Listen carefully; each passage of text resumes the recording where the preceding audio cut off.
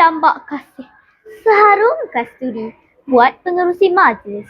Para juri yang arif lagi bijaksana sebagai penegak keadilan, penjaga masa yang budiman, guru-guru penggerak generasi berwawasan, dan seterusnya. Hadirin warga dewan yang saya kasihi.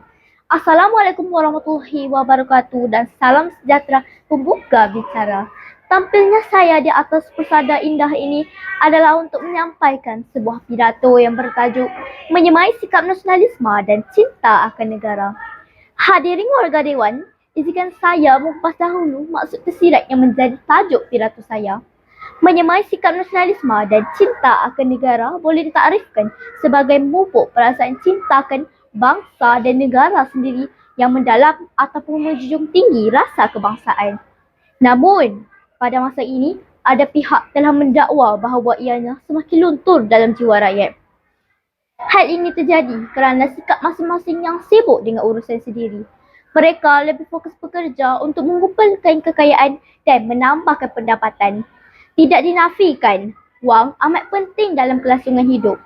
Namun, janganlah lupa, sikap nasionalisme ini penting dalam sesebuah negara itu berada dalam keadaan aman. Tambahan pula negara kita yang terdiri daripada pelbagai kaum dan agama.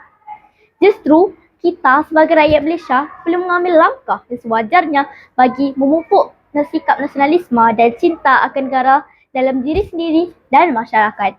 Hadirin yang dihormati sekalian, hujah saya yang pertama, apabila diamati secara terperinci, sebenarnya terdapat banyak cara yang boleh dilakukan untuk memupuk sikap nasionalisme dalam kalangan masyarakat di negara kita.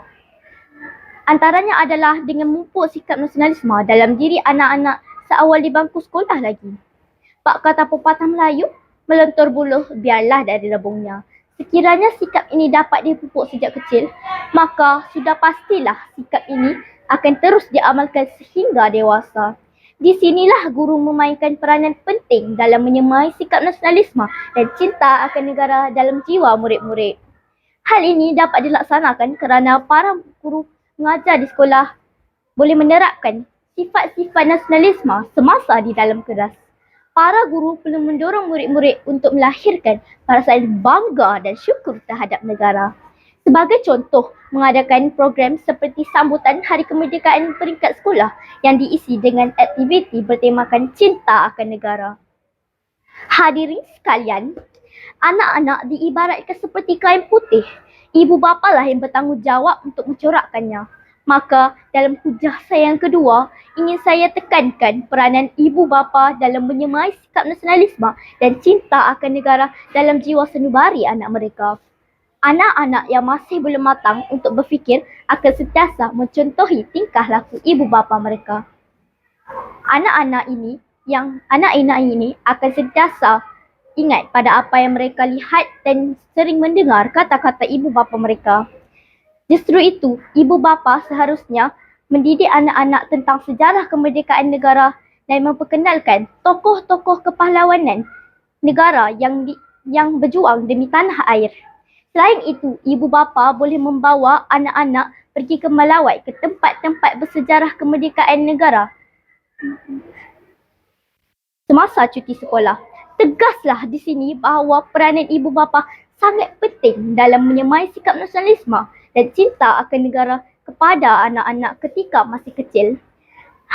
Hadirin sekalian, hujah saya yang seterusnya ingin saya menerangkan peranan pihak kerajaan dalam menyemai sikap nasionalisme dan cinta akan negara dalam kalangan masyarakat berbilang kaum di negara ini.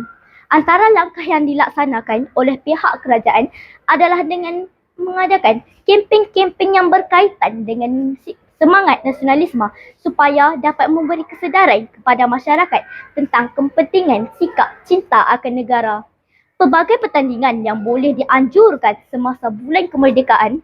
Oleh itu, Jabatan Penerangan Malaysia boleh menggunakan media elektronik seperti televisyen dan radio yang sememangnya boleh menyuburkan dan meningkatkan sikap cinta akan negara dan nasionalisme. Malahan juga dengan cara ini, perpaduan antara kaum dan dapat dieratkan.